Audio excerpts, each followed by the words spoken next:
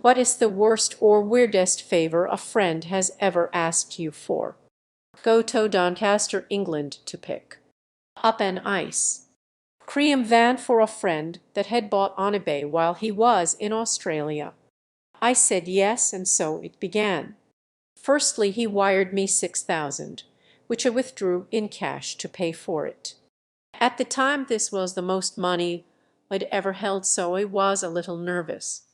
My girlfriend then drove me down the Mon to Doncaster and dropped me off at house with a Pepto-Bismol pink ice cream van in the driveway. I knocked on the door and a jolly, gigantic man in dirty overalls opened the door and spent the next 2 hours with me as I learnt to strip and rebuild the Mr. Whippy ice cream machine inside the van. The machine and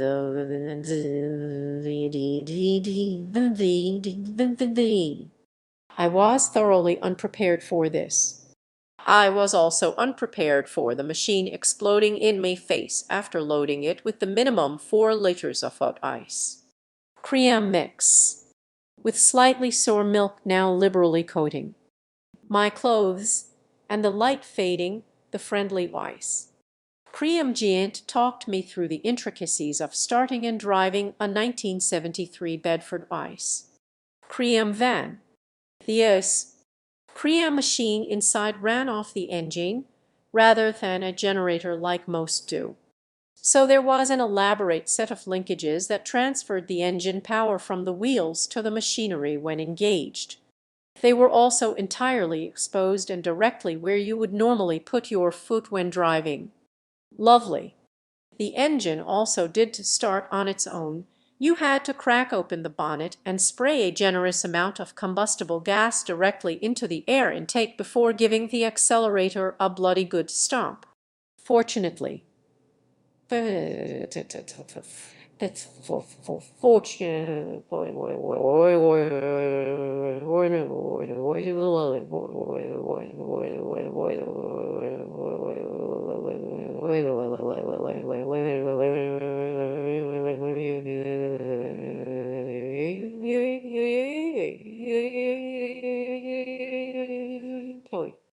If you did this for me. He then let me drive it to the local patrol station to fill it up, during which time he also let me discover that the speedo, windscreen wipers, and lights did really work. Oh, and neither did the fuel gauge. And for some reason, the fuel cap was level with the tank, so you could pump fuel into it more than a dribble or it all ran back out. This meant you had no real idea how much fuel was in it. But plenty to get it home, I was assured. After sort of filling it up, struggling to start it, and chugging home at an unknown but very leisurely pace, I paid him and we filled in some paperwork.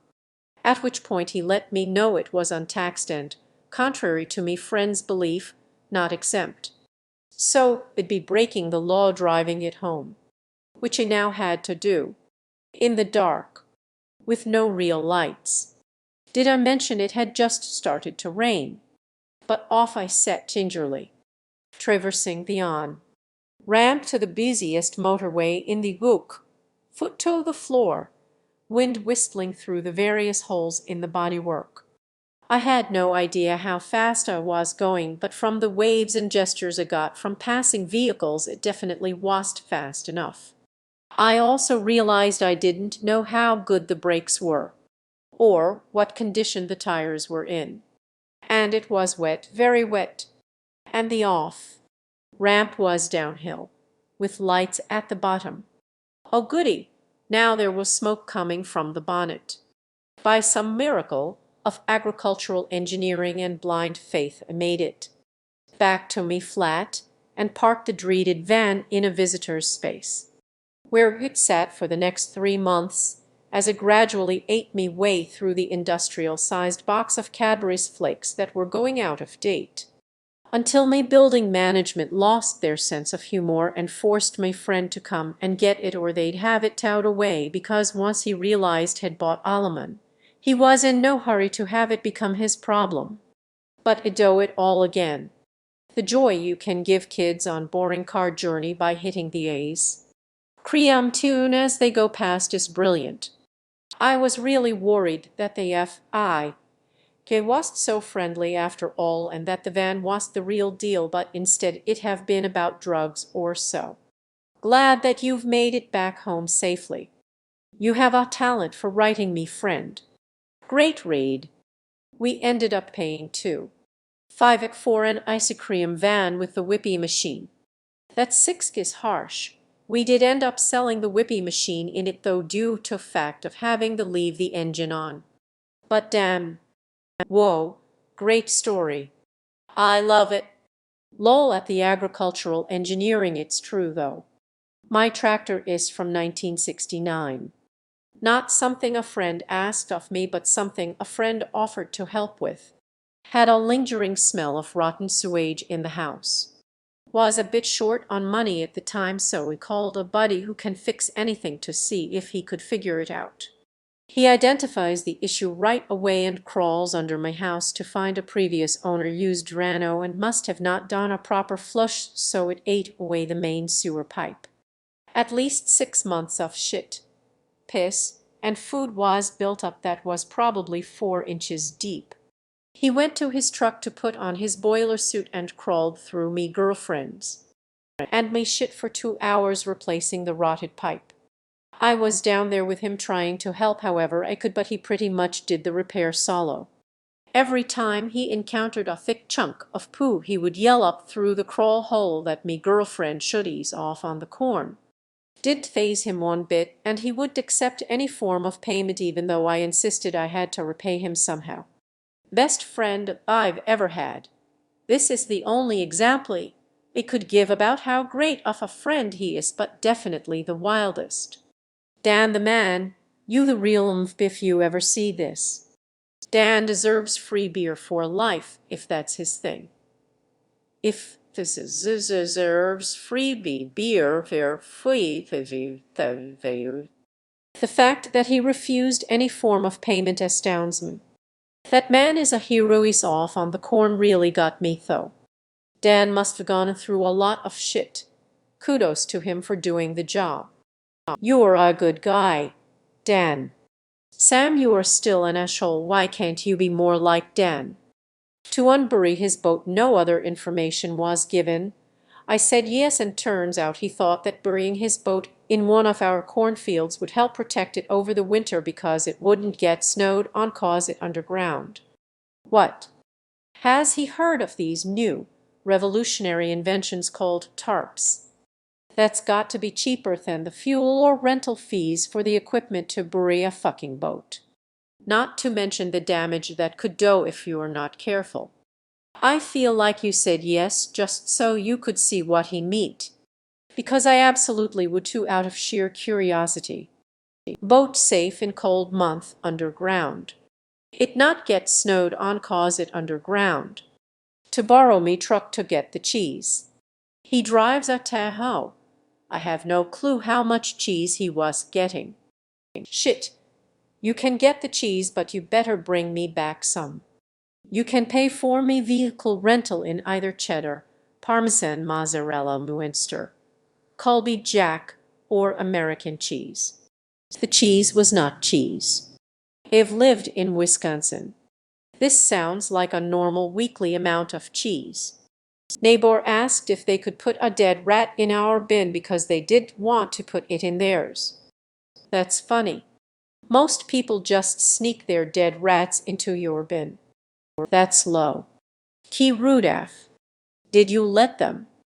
Back in the old days, had a paranoid friend pay me good money to rent out and dupe porn vest tapes because he didn't want a record of him renting them out. His logic. If he ever became famous, he didn't want a record of him renting out porn tapes. Postscript. He never became famous. Wrong. A bunch of people on the internet know about him now. The use of dupe made me smile. I had an extremely paranoid friend last summer who I talked to, and he would tell us not to talk about anything personal in our Facebook group chat in case any of us got famous and people decided to hack our accounts and cancel us. It got to the point where he one time got very upset. I asked for advice with a coworker I had a crush on because it was too personal of a thing someone could use against me. Then I got a job working as a production assistant on a movie by a large network, and after I told him via text, we kept getting notifications for an hour that he was unsending some of his messages from our group chat from the last few months. We stopped talking after a few weeks, but goddamn, I never met anyone that paranoid. I became friends with a female coworker as I was dating a guy who was friends with her boyfriend at the time. She had this weird thing about not pooping around him to the point when they eventually did long distance, she would visit him for the weekend and hold in the entire time. We planned a trip together and shared a hotel room with all four of us. While her and I were getting ready to go out, she pulled me aside and told me she had to poop so bad but didn't want to be in the bathroom alone because everyone would know she was pooping. She asked me to stay in the bathroom with her while she took a shit so it would just seem like we were doing our makeup. I kid you not, that shit stank so bad that I'm 100 sure the guy smelled it in the room anyways, and we both just looked like weirdos who shit together. Rip. The story was funny enough, but the rip at the end just made me burst out laughing lol. I'm also a nervous pooper, so I do understand to a point, but why did she just poop before showering with the water running? Or even hit up a coffee shop? Amateur. Come up with an excuse for why you need to dip out and poop in the lobby bathroom. I can't even pee if I know there is someone next to the bathroom door. I understand the poop anxiety. It sounds silly cause everyone knows you would, but it still feels so embarrassing. This one is hilarious to me because hotels have lobby bathrooms and they almost never get used. If she was really that worried, she should have just made up an excuse to go downstairs and dumped one out where no one could smell it lol. It astounds me how many people pretend to their partners that they don't fart or poop. Like, we all do it. Every single animal on earth. No, seeing that animal on every vinyl, on every no, why not?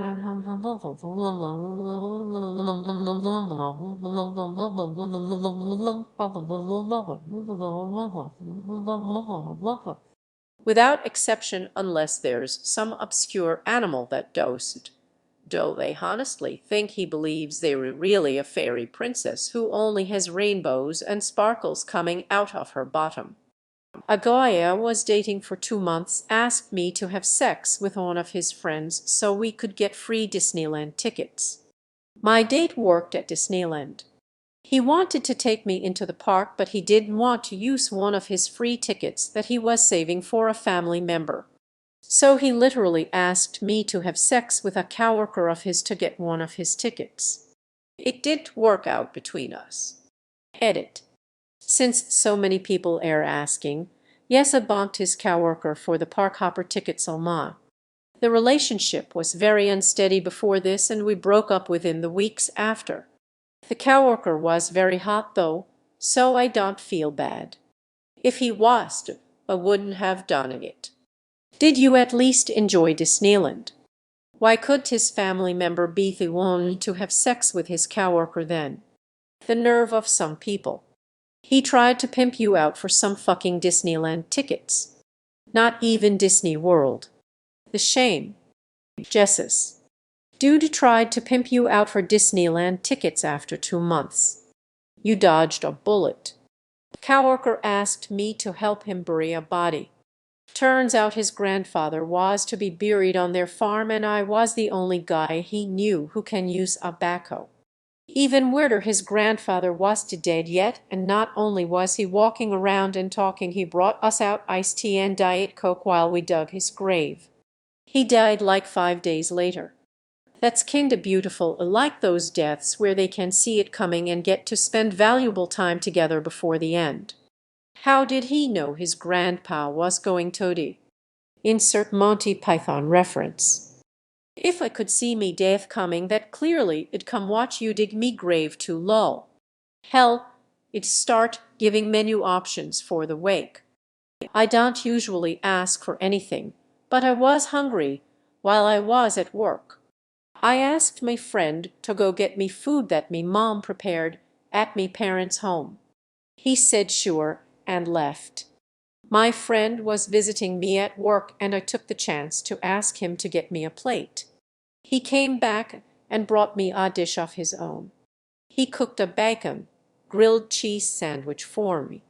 This is not the weirdest experience that I've had, but it's his. I asked him, why did you get the food that me mother made at me parents' place?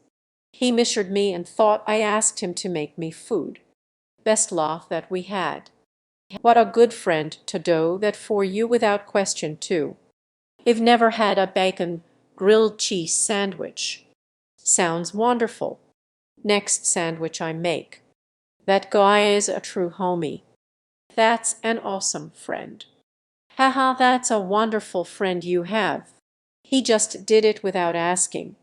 A few years ago, he was working night shifts at a gas station just in front of the shared flat we used to live. One time he texted me flatmate randomly at 3 a.m. saying I'm feeling hungry. She gets up from bed to cook and bring me food. Then she kept doing this a few times a week without me never having to ask for it. I was friends with a girl through junior high and high school. We called one another best friends, but in truth she was just a shitty person and a worse friend. We drifted apart as you do after we graduated, as I went to college and she made other choices. One day out of the blue she called me and invited me to meet her for lunch to catch up and blah blah. As we're eating lunch, she tells me a fun story about an awesome party she and her new friend group were at, and by the way, would I be her alibi for that night because they'd managed to burn down the house they were partying at, which they'd illegally entered in the first place. I refused to get involved and told her while I would volunteer any information, I also would not lay to any official that asked me outright about anything to do with that incident. She wasn't happy with me, but no officials ever came to me with questions. She and I had even less to do with one another after that. Oh, and I paid for lunch. This sounds especially painful cause I feel your frustration. Reading this I thought she was just giving you an mom pitch, but then it turned from much different lol. My cousin had locked his keys in his car, and it would cost too much to get someone to open the car. So he asked me to break into his car and steal his keys because the insurance of getting a window fixed would have been cheaper. I helped a friend with that once too. It was a Pa's car that he didn't care about too much. We decided to break the little triangular window since we thought it would be cheaper. Turns out those little things are even more expensive than the big windows for some reason. We filled it in with a carefully cut piece of cardboard and some duct tape though. This reminds me of this one Simpsons episode where Moe asked Homer to steal his car and drive it into the lake so he could get the insurance money to buy a new one. One of my roommates in college begged me to take a picture of my bare back for an art project she was working on. Keep in mind, she was not an art student, nor in an art class, nor an artist. I was uncomfortable with it but eventually agreed to do it. She showed me the final work and she had taken several pictures of people's backs, made them kind of translucent and then layered them on top of each other. I didn't really get it, but she was very happy with herself. At first I thought this was some weird kink, but happy to see that she actually used it to be creative. Some people enjoy art without it being for a class. Interesting choice, but it sounds harmless enough. Not a friend, but a kid back in high school asked if he could borrow my phone to watch porn during class.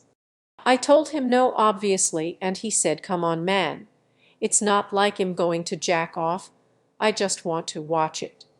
I asked why he did use his own phone and he said because it might get taken away, so you are gonna get mine taken away.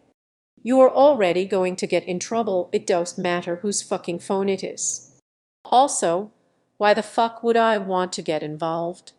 He set fire to an apartment building a few weeks later. This kid wanted to watch porn on my phone. Oh yeah, he also set a fucking apartment on fire. Yeah, that bit of arson seems like it's on you. Dude tried to watch pizza that ass on his microwave. Mine is pretty slow. He wanted me to buy a house so that he and his newly knocked up girlfriend could have a place to live together for free. I had a hard enough time paying for me apartment. I have no idea why he thought I had the money to buy a freaking house. He didn't ask just once either. He would send me house listings all the time and try to schedule tours. I think he truly believed I just needed to see some houses in person in order to be convinced. He stopped speaking to me after I moved out of state and did invite them to join me. I have absolutely no remorse. Edit. A lot of you are asking for more context, so I'll repost a reply made in another comment. I'd known him since we were kids and he had a history of leeching off of others. Lots of could you spot him? Meals that never get repaid and stuff like that.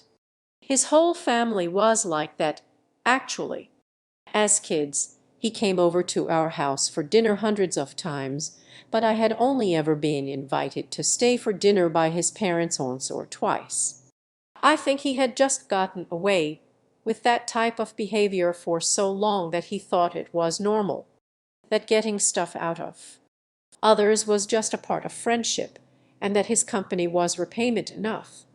I had probably mentioned wishing I owned a house once, in passing, and he took that as an invitation to move in with me whenever I got one. It's been over 10 years since that time, and I still don't own a house. Getting a girl pregnant just added urgency to his weak plot. He and that girl ended up getting married shotgun style. But I wasn't invited. I dodged a bullet because I heard from other friends that they tried to get their wedding party to pool their money together to pay for the whole thing. The only person I feel bad for is their child, having to grow up with those kinds of parents.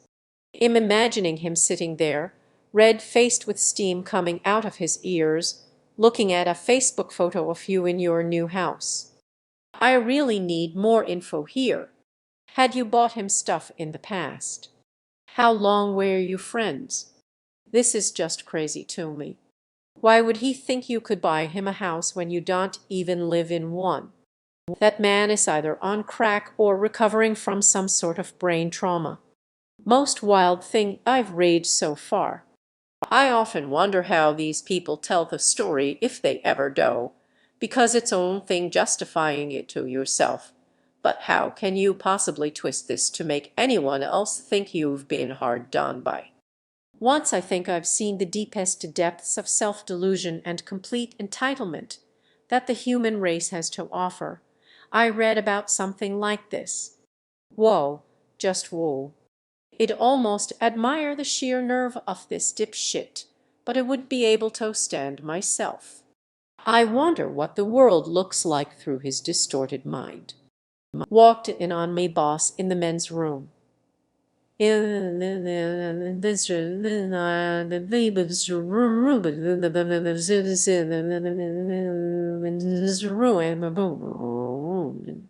He pleaded with me to help detach his sack from his zipper.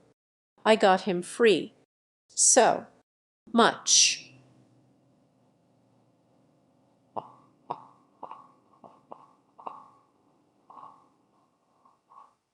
Blood. We never spoke of it again. Did you get a raise? Franks and beans. Real 'em here, folks. Hold up. Did he end up going to the urgent care or a hospital or keep working lol? But were the beans above the frank? My best friend is a huge guy. He's 69 and to 250 pounds, but has incredibly scared off ghosts, and he believes there's ghosts in his house, even though I've assured him numerous times there are not. Every time he has to go in his basement, He calls me to come to his house. He lives alone and to go into his basement with him while he does whatever he needs to do down there, like getting stuff out of storage, flipping an electrical breaker, etc., even if he only has to go down there for a minute or two. We're in our 20s, and as funny as I think it is, every time he calls me to come with him to his basement, I always show up anyways because that's what friends are for. You would never think such a huge man would be so deathly scared to go in his basement alone, but I love him to death regardless. The irony that a man calls Adaman over to protect him from the coasts. Also, that really shows how much he trusts you. A grown man would ask someone for this kind of stuff unless they really trust them. That's actually so cute. You're obviously a great friend. Oh, you're a true friend. That sounds so much like an episode I just listened to of a paranormal show, where the guy telling his experience, where he was a big strong guy but was scared to be alone in his house sometimes because of all the ghostly activity and left a number of times to spend the night at his mom's when he was scared. Worst. When me best friend from high school moved out of his parents' house, he did so without informing his parents about it. He moved out on the sly while they were at work and asked me to help him. When they came home sooner than expected, he asked me to go down there and make up a lie, while he snuck out the back and hopped the fence, so he would have to face them. I did it, but I can't say I feel good about it. Weirdest. My brother, who had grown estranged from me for well over a decade, called me up out of the blue one day and asked me to hold on to some baggies of the good stuff, because his place was too hot right now and he'd send someone over to come pick it back up in a few days. I gave him a fake address. Shitty thing to do, but we're woo. Not on good terms, lol. The first one is interesting. Do you think there may have been some abuse dynamics that caused your friend to decide it was better to move out suddenly and without prior knowledge? I'm not being sarcastic, I'm genuinely asking. Number 2 was smart thinking. Last thing you needed was to end up in legal trouble for someone else's drugs. Wife asked me to help her carry her dad's body down the stairs. Long story short, her dad obviously died. Her mom calls to tell us and asks we come up to see her. We get there in about 20 minutes, 45-minute drive. Coroners have yet to show up. They show up finally, see he's a bigger guy, and asks the widow if anyone's available to help carry him downstairs. I'm outside smoking when she comes out and asks. I of course oblige, and we then proceeded to bag him up before carrying him downstairs. Weird shit. A hard thing to do, I imagine. Bang, bang, IGG.